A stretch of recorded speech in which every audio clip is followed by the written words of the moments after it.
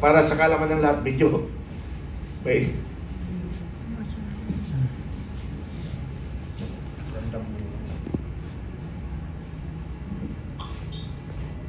para sa kalaman ng lahat, ako po ay taga Mindanao rin. Ang mga kapatid ko ay nasa Tagum at ang mga pinsan ko nandito sa Davao City.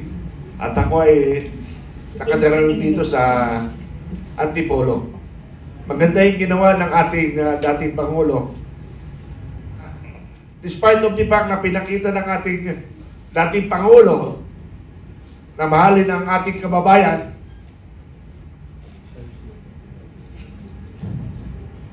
ganito pa ang sinukli ng ating kababayan Pangulong Marcos.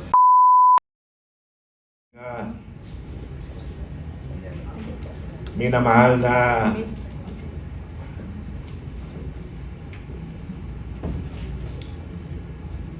nating dating Pangulong Roa Duterte. Para sa kalaman ng lahat, video. May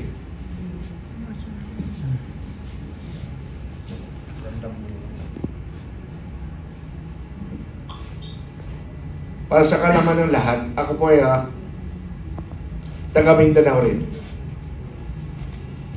Ang mga kapatid ko ay nasa Tagum at ang mga pinsan ko nandito sa Davao City. At ako ay nakatira dito sa Antipolo. Because of problema sa Mindanao, ako ay napadpad bilang isang sundalo sa Luzon. So, sa akin,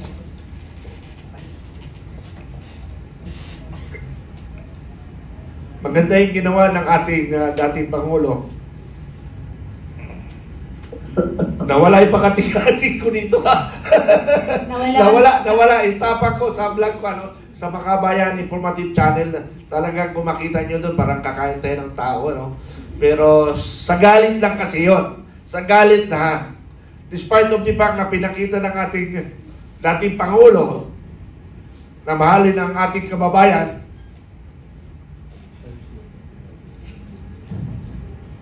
ganito pa ang sinukli ng ating kababayan Pangulong Marcos. Para sa kalaman ng lahat, ako po ay 6 million, more or less, na itulong ko kay Pangulong Marcos during the campaign period.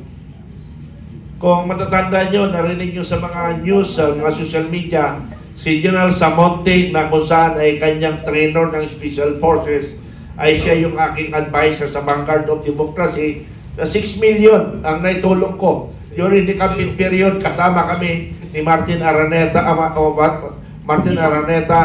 ni Secretary Lacdameo, kami nag-uusap. Ang akala ko kasi na ang pinangako ng kayamanan ng Marcos ay pamahagi sa mahihirap. Pero nung tumatagal, nawala yung pag-uusap namin. April 9, 2024, ako ay naghayag ng withdrawal of support from Marcos. So, April 9, doon sa libingan ng Bayani Camp, kung natatanda nyo, si Captain Dado, nakasama ko sa laban na yan. Kami yung magkasama, kami yung lumalaban, kami sa lahat ng lansangan, kami yung maharap sa anumang peligro. Ngunit ang aking kabali ay kinasuwaran na inciting to sedition. Now, napunta ako sa UPI, yung aking kabali rin, nakasuwaran na inciting to sedition. So, ngayon, lumalaban pa rin tayo. Lalaban tayo, sabi ko nga, para sa kabutihan, para sa kinabukasan ng ating apo. Hanggang ngayon, mula bata, ako ay binubuhis ko ang buhay para sa sambayan ng Pilipino. Ganon po tayo. Sa edad ko 13 anyos, nakipaglaban na ako ng gera sa Mindanao, sa UP Maguindanao. 13 anyos ako. Hanggang ngayon, 65 years old ako. Ang dahil kong nilalaban ang taong bayan. Lalo na ang mga mahirap. Pag nakikita ko mahirap na inaapi, lalo na sa aking mga kasundulanon, mga sundalo ko, nakakatikim sila sa akin ng disiplina pagka mahirap ay inaapi. Kaya nga ang aking panindigan ay ipagtanggol ang lahat ng Pilipino, lalo na ang mahirap na inaapi. So, siguro yun lang aking mensahe, mga kaibigan, mga kababayan ko Pilipino sa buong mundo na Pilipino, ituloy natin ang laban. Okay, bago nga pala ang lahat, sa November 30, iyan ay communist lead, with participation ng komunista. Kaya nga sabi ko sa aming mga grupo na hindi man tayo makapagkandak ng rally kasi inubos na nilang area, kinakailangan maging alerto tayo. Bakit tayo magiging alerto? Dahil yung mangyayari sa 30, hindi natin alam ang mga mangyayari. Because communist yan. Kung natatanda natin at alam natin, yung Indonesia naging komunista, nakuha nila armed forces, 200 special forces, at pinagpapatay nila mga general. Now, yung Indonesia ay naging komunista. Pero dahil nga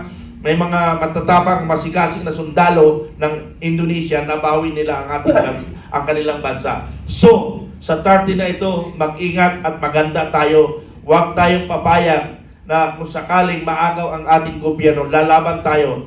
Ipagtanggol natin ang demokrasyang gobyerno. Dapat rin matanggal ang ating Pangulo at para mabago ang sistema ng ating bansang Pilipinas. Maraming salamat at magandang araw sa inyo lahat.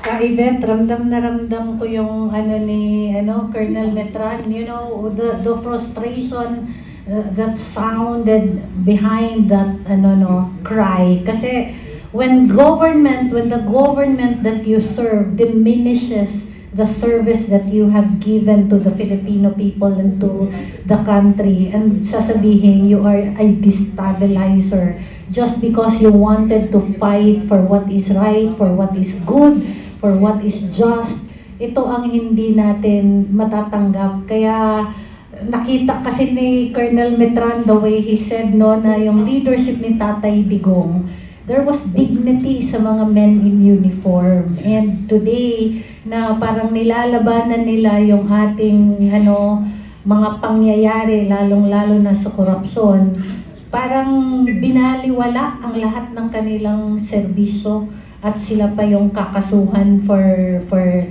inciting to sedition when in fact what they are fighting for is the future of our children. I think ang mas masakit pa ay yung mga nawawalang buhay ngayon ng mga men in uniform natin dahil pinapatay sila ng mga NPA. Kasama na rin po yung mga inosenteng civilian na kanilang tinatawag na guilty daw ng spy tagging, yung mga nagsusumbong daw po sa ating gobyerno dyan sa mga ginagawang mga tiwali ng mga NPA. Yun ang masakit, At tila hindi natin nakikita Namati ka sa ako.